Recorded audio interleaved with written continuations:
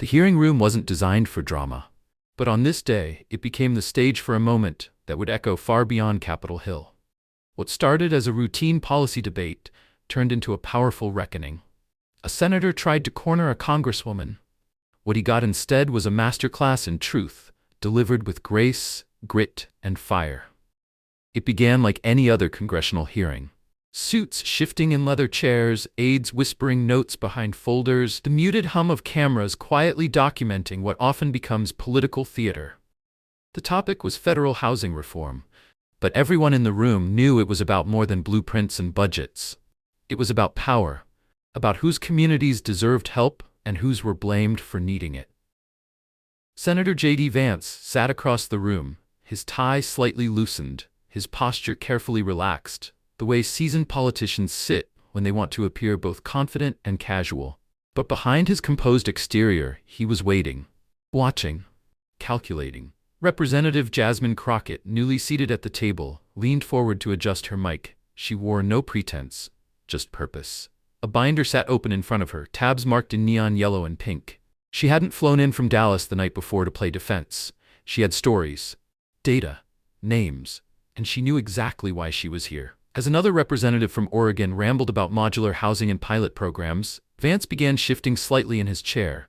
He wasn't interested in modular homes. He was interested in a moment, one he could control. And finally, when the floor opened, he took it. "Madam Chair," he began smoothly, voice dripping with practiced poise, "I'd like to direct a question to Representative Crockett." The room turned, literally. Cameras swiveled, heads turned. The energy shifted. Vance's voice remained calm, but razor-sharp. "You've spoken in favor of increasing federal housing funds to address conditions in cities like Dallas," he began. "But how do you justify that when so many of those cities are plagued by violence, mismanagement, and chronic homelessness under your leadership? Wouldn't more federal money just prop up failure?" There it was. The question landed like a knife wrapped in velvet, polite, rehearsed, but unmistakably pointed. It wasn't just an inquiry, it was an indictment, a narrative in disguise, your city, your people, your failure. For a moment, Crockett didn't flinch. She didn't blink. She reached for her water bottle, took a slow sip, and placed it quietly back on the table. No smirk, no wide-eyed reaction, just poise. Then she spoke. "Senator," she said, her voice low and even, "I'm glad you asked." The back row straightened. Something was coming, and they could feel it. She didn't yell. She didn't grandstand. But her words began to shift the air like a sudden change in weather. "I represent a district where people work double shifts and still can't afford rent," she said. "Where schools share walls with mold and mice. Where families live 3 to a room, not because they want to, but because they have no choice. You say mismanagement," she continued. "I say disinvestment." And in that moment, the hearing room stopped being a procedural forum and became something else entirely, a place where truth was finally getting its turn at the mic. The room had fallen still, caught between the weight of Crockett's words and the realization that something rare was unfolding, honesty, delivered with both fury and control. But she wasn't done. Not even close. As Senator Vance settled back, attempting to maintain his composure, Crockett reached gently toward her binder, fingers brushing over highlighted pages. Her tone didn't rise. It didn't need to. That was the power of it. "The violence you speak of," she said, eyes steady on the senator, "it didn't appear out of nowhere. It's not spontaneous. It's inherited. From policies that built highways through our neighborhoods, from banks that redlined us out of mortgages, from decades of being told to wait our turn." She let that truth breathe, just long enough to sting. "So when you ask if we deserve federal dollars, I'll remind you, Dallas sends billions to the federal government every year. We're not begging, we're asking for what's ours." Vance shifted in his chair. A flicker in his eyes, barely visible, but there. She saw it. Across the room, a staffer's pen hovered mid-sentence. A young aide in the back started recording quietly on their phone. They knew something was happening, something that would end up beyond this room. Crockett leaned slightly forward. "You want accountability?" she said. "Let's talk about where the money does go." And then she flipped the script. She slid a single piece of paper from her binder. It wasn't a speech. It was a government report. Federal, dated, official. This is from 2023, she said. It shows the states with the highest poverty rates aren't cities like mine. They're rural. They're places like Appalachia, like Ross County, Ohio. Her gaze locked on Vance. That's your state, right? He didn't answer. He didn't have to. You want to talk leadership? She said. Let's talk about the trailer homes with black mold, the ones with no running water, no heat in winter. People you represent. Now the room was tilting toward her, not in applause, not in chaos, but in focus. Younger aides leaned in, hungry to catch every syllable. The camera operators stopped scanning the room. They kept the lenses locked. Vance tried to reply. A measured sigh, a lean toward the mic. With all due respect, he began, those problems are complex.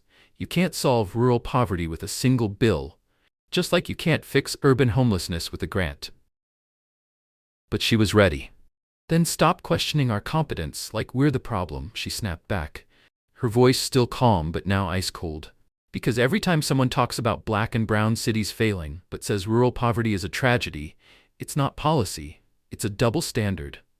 That line didn't echo, it landed. Heavy, sharp, clean.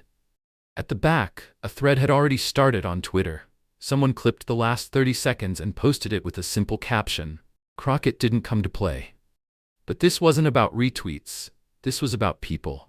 People like Miss Leona in South Dallas, who'd called Crockett's office every week for 3 months trying to get her Section 8 paperwork processed. People like Carlos, a teenager taking AP exams while living in the back of his aunt's van. People who never got a mic, who were never in the room, but whose lives were dictated by the decisions made in rooms exactly like this one. Crockett reached again into her folder, but this time she wasn't pulling data. She was reaching for the next story, and the room, now completely under her command, waited to hear what came next. The weight of Crockett's words still hung in the air like smoke from a slow-burning fire. Senator Vance sat motionless, his polished exterior beginning to show tiny cracks. His hand rested near his pen, but he didn't write anything. Not yet. His mind was calculating, measuring his next move. But Crockett? She wasn't waiting. She wasn't pausing to see if her words had landed. Because she didn't come for a moment, she came with a mission. You know what gets me, Senator? She asked, her voice smooth but sharper now, like a blade just drawn from its sheath. It's this narrative that poverty only looks like tall buildings, cracked sidewalks, and graffiti-covered walls. That when you see black and brown people struggling, you blame leadership. But when it's white families in rural areas, suddenly it's a national crisis. The words sliced clean through the room. She didn't say it loudly. She didn't need to. The silence of the room gave her every bit of volume she required. She let the moment hang, let the contrast sink in, let the unspoken bias show its face in the stillness. I've spent time in places like Athens County and Jackson Township, she continued, naming communities most in the room had only seen as dots on a campaign map. Not for photo ops, not for press, because poor is poor, whether it's East Dallas or a trailer park outside Zanesville. She wasn't performing. She was dismantling, layer by layer, myth by myth. You say urban leaders need to step up, fine, she said. But what about you? What about your job? What about rural leadership? The tension in the room thickened. Vance's jaw twitched, just enough for those watching closely to notice. He leaned toward the mic. With all due, but she didn't let him finish. No, let's actually talk about respect, Senator. Her voice had lost none of its control, but now it carried a charge, like lightning in a cloud that hasn't struck yet.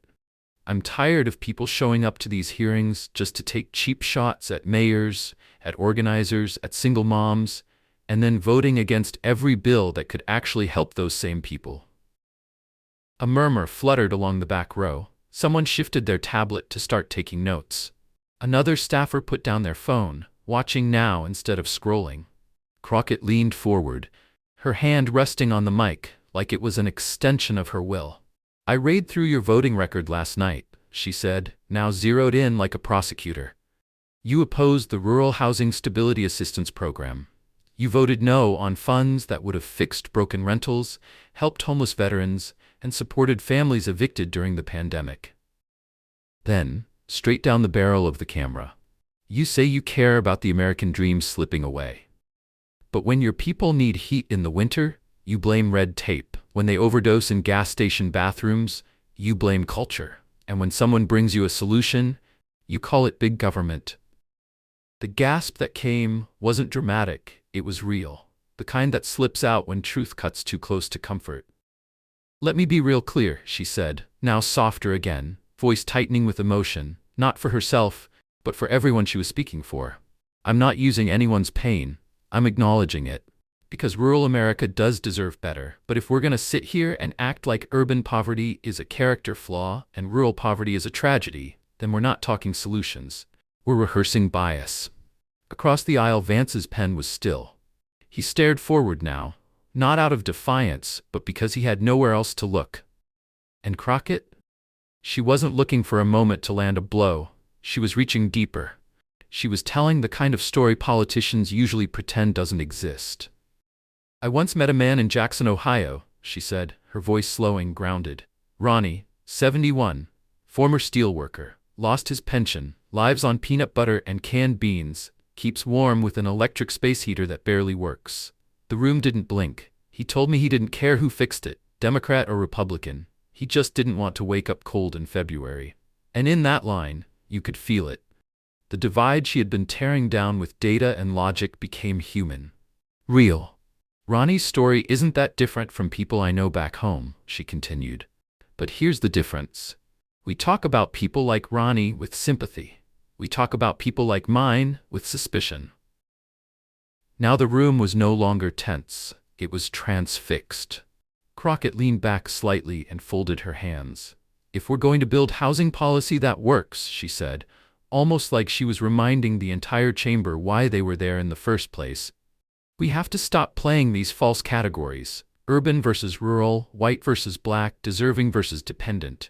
Those aren't real divisions, they're political distractions." And no one interrupted. Not even Vance. Because at that moment, no rebuttal would have mattered.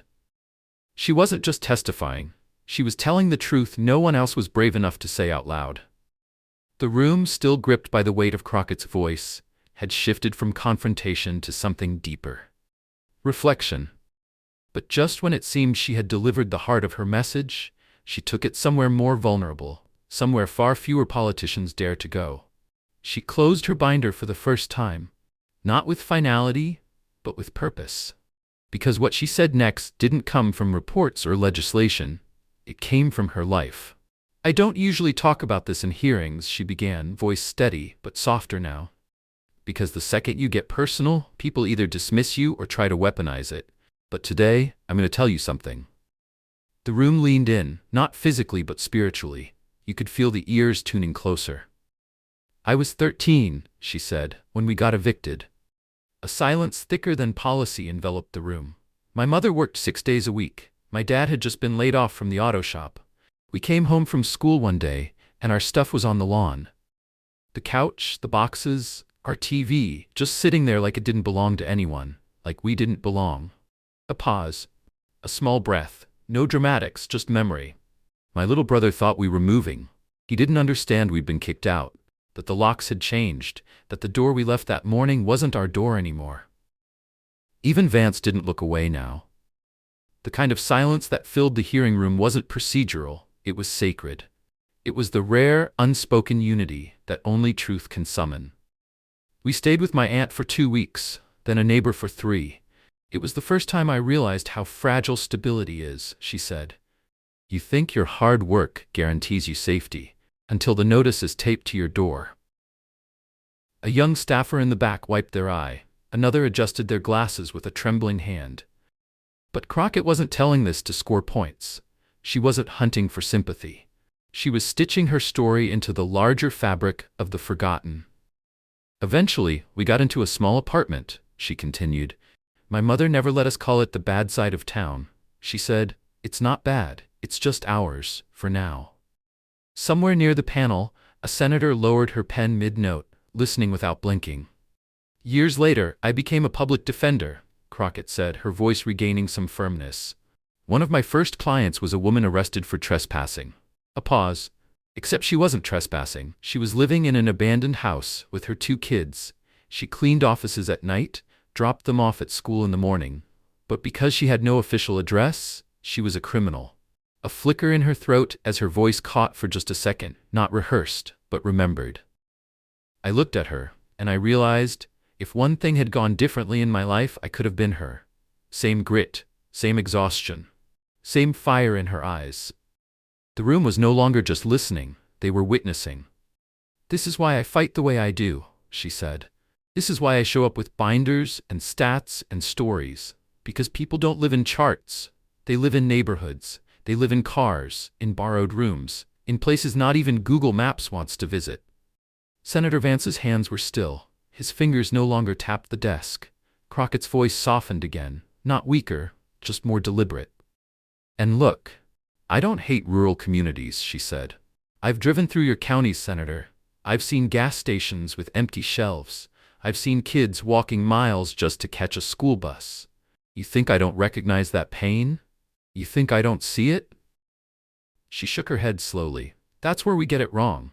When we act like poverty only belongs to certain zip codes or certain colors, when we let these fake divisions convince us that our suffering is somehow different. But poverty doesn't care if you're in Dallas or Decatur, it hits just the same." The words didn't echo, they embedded. They landed in the bones of everyone present. "My mom told me something after we got evicted," she said. She said, "Don't ever let them shame you for what you had to survive." She looked forward, not at Vance now, not even at the panel, but into the lens, into us. "Every time someone calls public housing a failure, I see my brother sleeping on a couch in someone else's living room. Every time someone says people should just work harder, I remember my mom's blistered feet from cleaning floors at 3 a.m. This isn't abstract for me. It's not a headline. It's my life. And it's the life of millions more who'll never get to speak into this mic." And outside that hearing room, the world was already beginning to listen. By the time Representative Jasmine Crockett's final words settled over the hearing room like a velvet hammer, the energy had changed. She hadn't raised her voice. She hadn't slammed her fist. She had simply spoken truth. And it cut through marble walls and party lines like sunlight through glass. But what happened next wasn't in the congressional record. It happened in living rooms, on train rides, in break rooms, in quiet places where people scrolled through their phones and saw a face, her face, speaking not at them but for them. It started small, a 47-second clip posted by a junior staffer on their personal account. Just Crockett's last few lines about eviction, about shame, about worthiness, no slick editing, no captions, no music, just her voice, her story. And the kind of silence that said everything. And then, like dry kindling in wind, it caught fire. Within an hour, the clip had 3 million views. By lunchtime, TikTok users were stitching themselves into it, eyes glassy, nodding, whispering, yes. Others added their own stories of couch surfing in high school, of hiding from landlords, of mothers who worked until their bones gave out. This wasn't politics, it was memory. One by one, people came forward, not as voters, not as partisans, but as survivors. On Twitter, hashtags bloomed like wildflowers in asphalt. Crockett Clapback, she said it. A housing nonprofit in Ohio reposted the video, writing simply, "We've been waiting for someone to say this out loud for years." Even the evening news, so often detached, clinical, couldn't ignore it. Major anchors quoted her lines. Talk shows debated the exchange. One outlet called it a takedown, another, a reckoning. But none could deny something real had happened. Meanwhile, Senator Vance's team scrambled. Behind the scenes, phones buzzed, advisors whispered. And by midnight, a carefully worded statement appeared on his website. "We must all strive to improve the lives of those we serve, urban, rural, and everything in between. While I may disagree with Representative Crockett's methods, I respect her passion." It was safe, polished, non-committal. But the people weren't having it. Underneath his post, the comments flooded in. Screenshots of Crockett's speech, quotes from her binder, stories from both red states and blue. One user wrote, "She came with facts, he came with talking points." And back in Dallas, in a modest office lined with secondhand furniture and whiteboards scribbled with policy notes, Crockett sat with her team, phones still ringing. A voicemail had come in from a woman crying softly. Her voice cracked as she said, "I never thought anyone in Congress knew what it felt like to lose your home." But it wasn't just urban voices responding. And that was what no one expected. Calls came from Chillicothe, emails from Portsmouth, letters from Circleville, places that had voted for Vance, places that rarely saw themselves in the speeches of black women from cities. But here they were, writing to Jasmine Crockett. One note from a veteran in rural Ohio read, "I don't agree with her politics, but everything she said about housing out here was true. We've been forgotten." 2 days later, Crockett met with her team. No cameras, no consultants, just staffers, stories, and exhaustion. On the wall behind her were printouts of messages and handwritten letters. Some came from students. One came from a retired pastor who said he'd never voted for a Democrat in his life, but now he was thinking twice. Still, Crockett didn't smile. "This isn't a win," she told them quietly. The room stilled. Devon, her youngest aide, looked up. "A reminder of what?" She didn't hesitate, that we shouldn't need a viral video for people to believe our stories. She tapped one of the letters. "They should have cared when Miss Leona called our office 6 months ago. They should have cared when Ronnie's pension vanished. But the cameras weren't there for that." A pause. A breath. "But we're going to keep going," she said. "We'll write thank you notes." "Sure, but we're also finishing that housing bill. The one with teeth this time." No one clapped. They just nodded, because they knew this wasn't a moment. It was a movement. Outside that quiet office, commentators were still dissecting every syllable. Analysts wondered if she'd run statewide. Some said she was too raw for the Senate, too direct, too unpolished. Crockett didn't care, because while the media chased headlines, she chased something else: impact. But what none of them saw coming was the deeper lesson, the one that was only just beginning to take shape. And it wasn't about JD Vance. It wasn't about party lines or viral fame. It was about the story she told, the one people across the country were finally ready to hear. The headlines faded, as they always do. A senator stumbled on a podcast, a tech giant collapsed. The news cycle turned the page, eager to chase something new. But for the people who had really listened to Representative Jasmine Crockett, who didn't just watch the viral clip but felt it, the moment hadn't passed. It had settled in. Not like a political slogan, but like something deeper, like a memory that refuses to let go. Because what happened in that hearing wasn't just a clapback. It wasn't just a woman silencing a man. It was something far rarer. A moment of unfiltered truth inside a building built for performance. And that truth stuck. It stuck in school cafeterias, where teachers traded glances, quietly mouthing, "Did you see her?" It stuck in diners across the Rust Belt, where someone finally said, "You know, she wasn't wrong." It stuck in the minds of people who had never heard someone in power say words that echoed their own story. Because Crockett hadn't delivered a speech, she had delivered recognition. She showed what so few in Washington ever do. That policy isn't paperwork. It's people. It's the eviction notice, the space heater, the ache of shame when survival is mistaken for failure. A week after the hearing, the cameras were gone, but Crockett was not. She stood outside a small community center in Lancaster, Texas. No press, no microphone, just folding chairs, loose clipboards, and the faces of folks still trying to find answers to questions the news never asks. One man raised his hand near the end. He wore a faded Dallas Cowboys jacket and dusty work boots. His face was weathered. His eyes, tired but steady. He didn't ask about bill numbers. He didn't ask about votes. He just asked, "Do they listen when you talk like that up there?" Crockett didn't answer right away. She looked at him, then scanned the room. Dozens of others just like him. People who had shown up not because they had faith, but because they still had hope. Finally, she said softly, "Not always." Then, "But I don't speak so they'll feel comfortable. I speak so y'all don't feel invisible." That was it. That was the win. Not the viral moment, not the quote on MSNBC, not the backhanded compliment buried in Vance's press release. The win was that somebody heard themselves in a place they never expected to be spoken for. People forget politics isn't just about legislation. It's about memory. It's about who gets to be seen, who gets to be believed, whose pain is validated, whose strength is ignored. So when Crockett talked about Terry in Ohio, heating her home with an oven, when she talked about Ronnie, the retired steelworker, rationing canned beans and dignity, when she remembered the eviction notice taped to her family's door, she wasn't telling stories. She was putting names in the record. She was saying, "These lives exist. Their poverty is not a footnote. Their struggle is not fiction.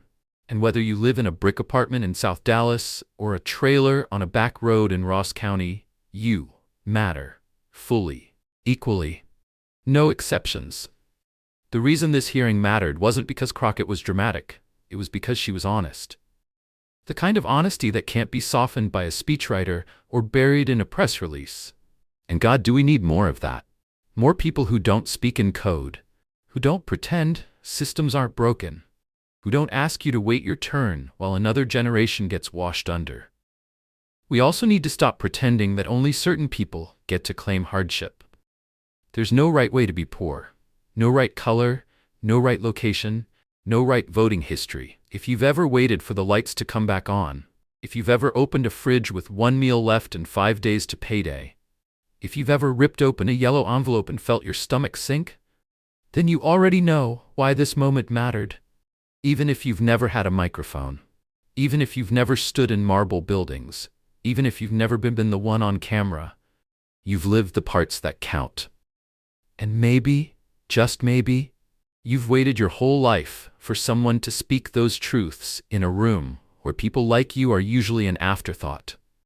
That's why stories like Jasmine Crockett's matter. Not because she said it perfectly, but because she said what so many still can't. So if it moved you, don't let it stop here. Talk about it, share it, ask better of your leaders.